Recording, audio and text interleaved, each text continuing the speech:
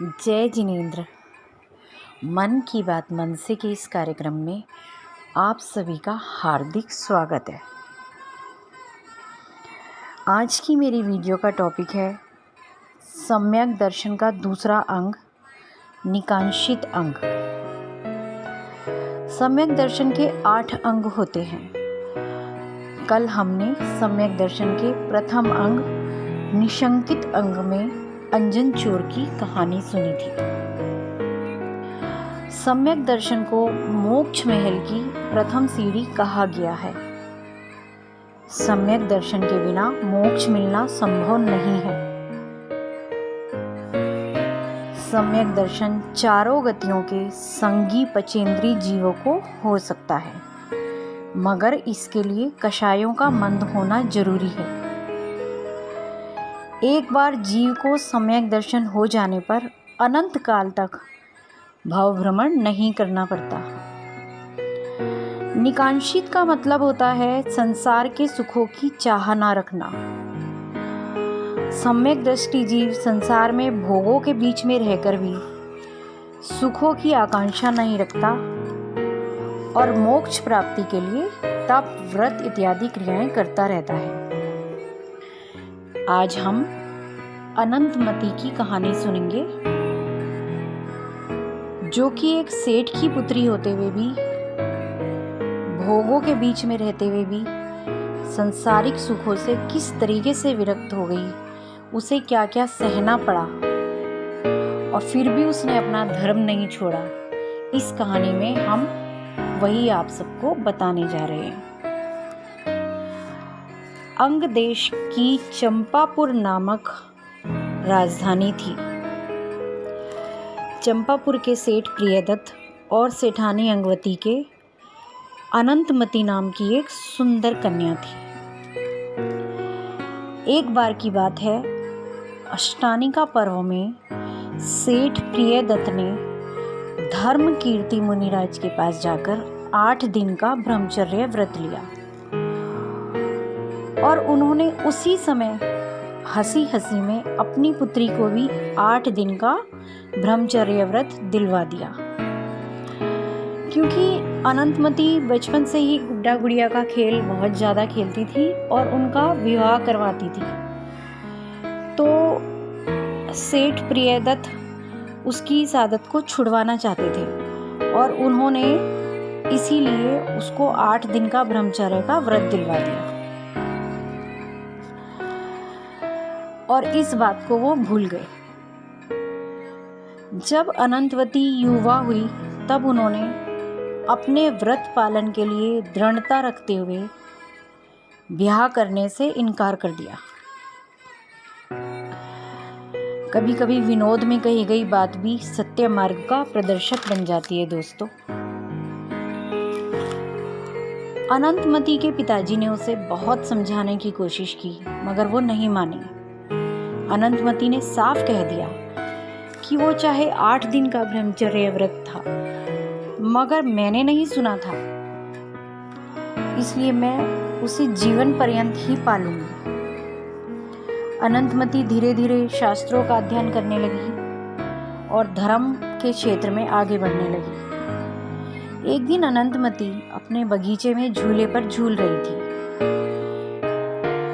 उसी समय कुंडल मंडित नाम का विद्याधर अपनी पत्नी के साथ विमान में भ्रमण करता हुआ वहां से गुजरा। अचानक अनंतमती पर दृष्टि पड़ते ही विद्याधर अनंतमती के रूप लावण्य पर मोहित हो गया, मगर पत्नी साथ में थी इसलिए चुपचाप वहां से चला गया। मगर उसके मन में बिल्कुल भी चैन नहीं था। उसने फटाफट अपनी पत्नी को घर छोड़ा और फिर से बगीचे में आ गया जहां अनंतमती झूला झूल रही थी और उसे बलपूर्वक अपने साथ ले जाने की चेष्टा करने लगा और वो इस चेष्टा में सफल भी हो गया। वो अनंतमती को लेकर भाग गया, मगर उसकी पत्नी जिसे वो घर छोड़कर आया था, उसे अपने पति पर शक हो गया था और वो भी विमान में बैठकर वहां पहुंच गई और गुस्से से आग बबूला हो गई। पत्नी को गुस्से में आया देखकर वो धूर्त विद्याधर अनंतमती को वहीं जंगल में छोड़कर भाग गया। अनंतमती डर के मारे जोर जोर से रोने लगी। कुछ समय बाद भीलों का राजा शिकार खेलता हुआ वहां आया। वह भी अनंतमती को देखकर उसकी सुंदरता पर मोहित हो गया। अनंतमती ने सोचा कि भगवान ने उसकी रक्षा के लिए भील राजा को भेजा है, मगर उसे क्या पता था कि वो एक नई विपत्ति में फंसने जा रही है।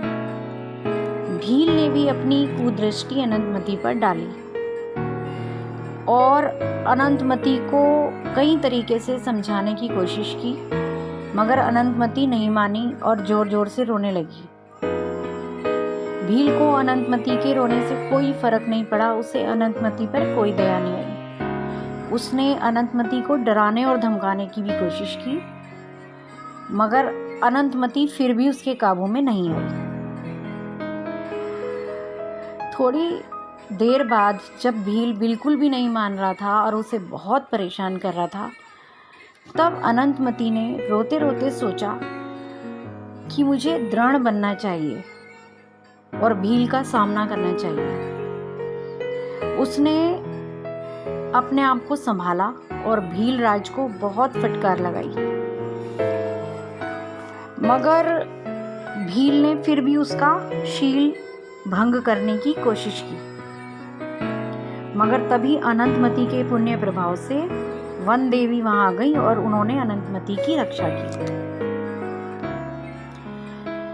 भील राज देवी को देखकर डर गया और अगले ही दिन उसने अनंतमती को एक सेठ जिसका नाम पुष्पक था उसके हाथों में सौंप दिया और कहा कि आप इसे इसके घर पहुंचा दीजिए।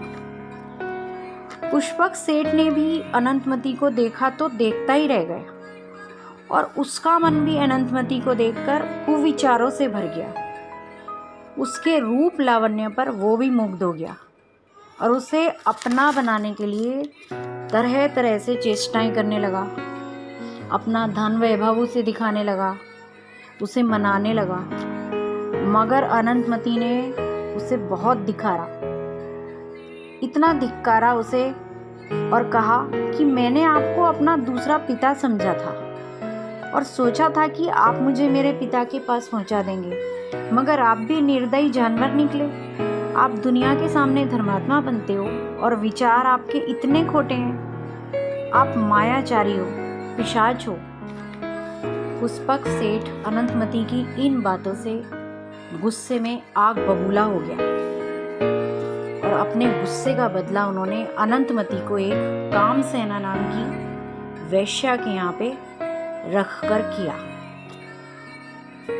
कामसेना ने भी अनंतमती का शील भंग करने की कई प्रकार से चेष्टाएं की, मगर अनंतमती नहीं डिगी, सुमेरु की तरह अचल रही। तब कामसेना ने अनंतमती को सिंह राजा नामक एक राजा को सौंप दिया। बेचारी अनंतमती जहाँ पहुँचती थी वहीं आपत्ति उसके सिर पर आकर सवार हो जाती थी। सिंह राजा भी पापी राजा था। वो भी अनंतमती के रूप को देखकर मोहित हो गया। उसने भी अनंतमती को अपना बनाने की बहुत चेष्टाएं की, मगर अनंतमती नहीं मानी।